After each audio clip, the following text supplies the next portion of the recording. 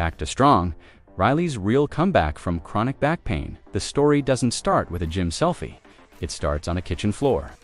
Riley, 32, stared at the ceiling after a sharp bolt dropped them mid-reach for a coffee mug.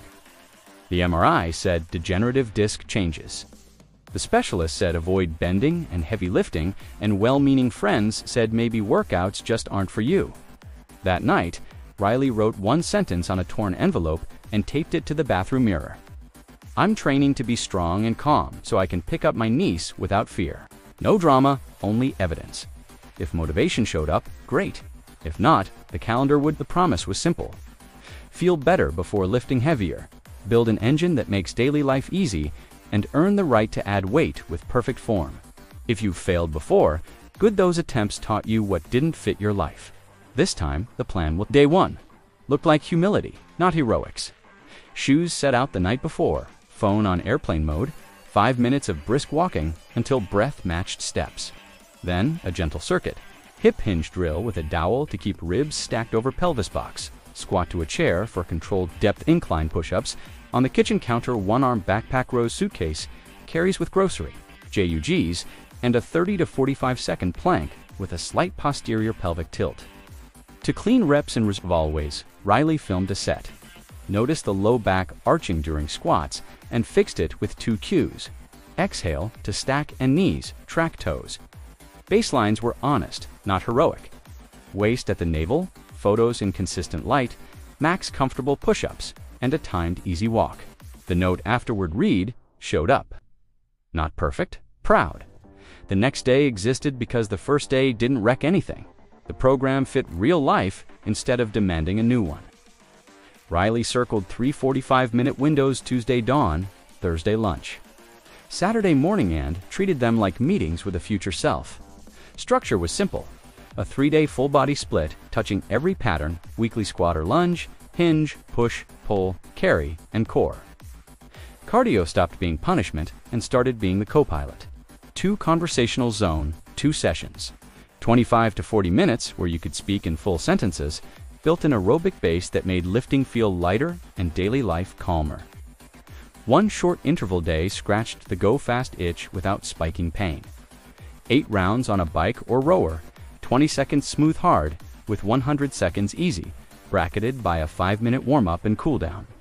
Steps were non-negotiable, but flexible: 7 to 10,000 most days collected via walking meetings, parking farther away, and taking stairs when energy allowed. On flare-up days, Riley swapped the interval day for a gentle walk, because recovery is training. The goal wasn't exhaustion, it was repeatability. Cardio was measured by breath and posture, not by misery. Each session ended with the same question: could I do this again tomorrow? If the answer was yes, the plan was working. Food turned from a negotiation into a rhythm that was easy on the back and easy on the budget. Calories started at body weight in pounds times 12 for fat loss or 14 for maintenance, adjusted only every 14 days by trends, not by mood swings. Protein became the anchor at 0.8 to 1.0 grams per pound of goal body weight, spread across 3 to 4 meals to keep hunger quiet and recovery high. Plates followed the plate method. Half colorful produce, a palm of lean protein, a cupped hand of fiber-rich carbs like oats, potatoes, rice, or beans, and a thumb of healthy fats.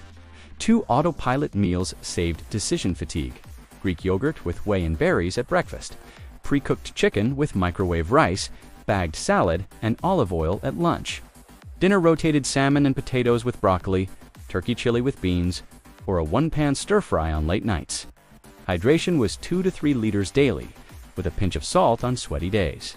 A bridge snack, yogurt, berries, a few dark chocolate chips diffused cravings without detours. Recovery turned from afterthought to engine. The bedroom got darker and cooler. The phone slept in the kitchen, and 10 pages of fiction replaced doom scrolling before lights out.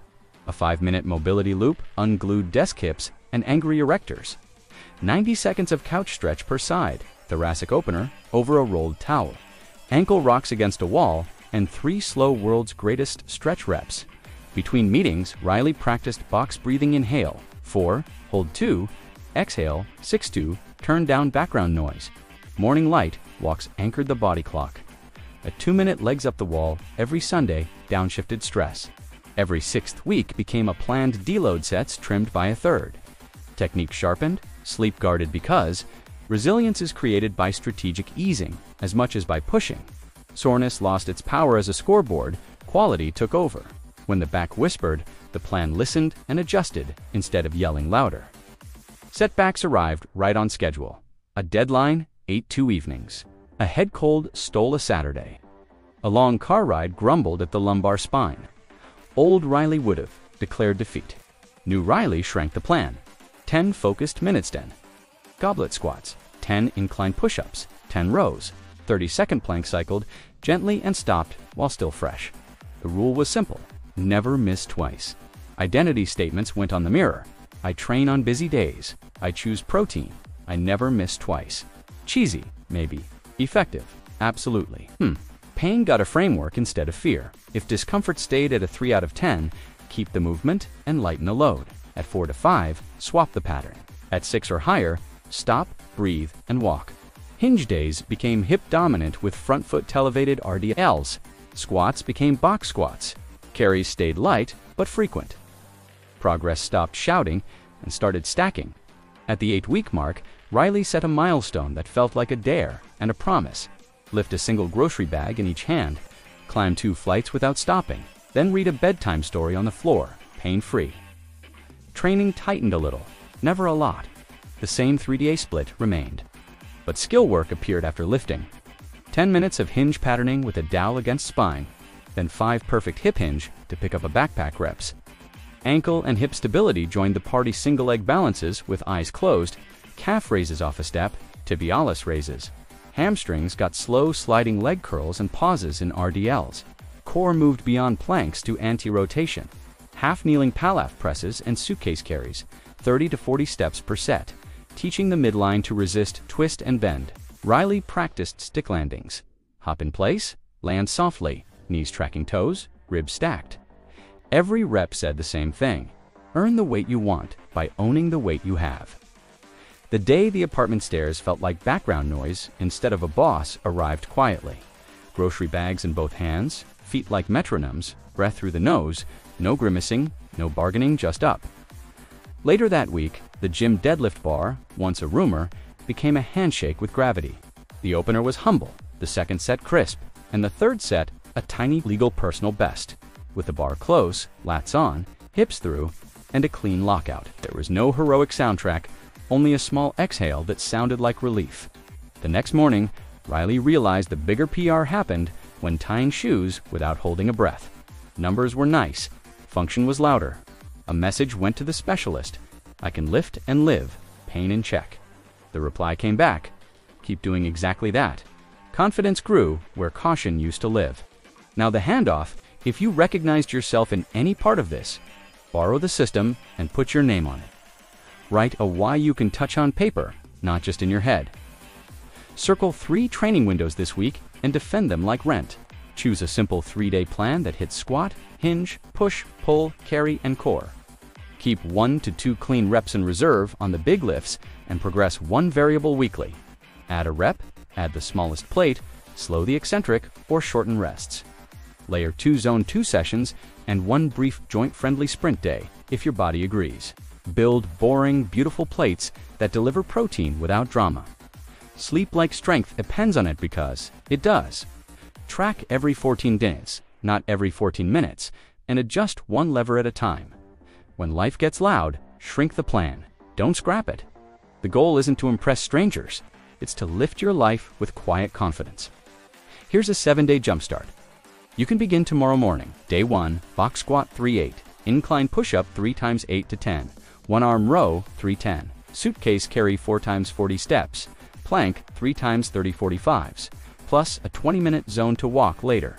Day 2, 30 minutes, zone 2, and the 5-minute mobility loop.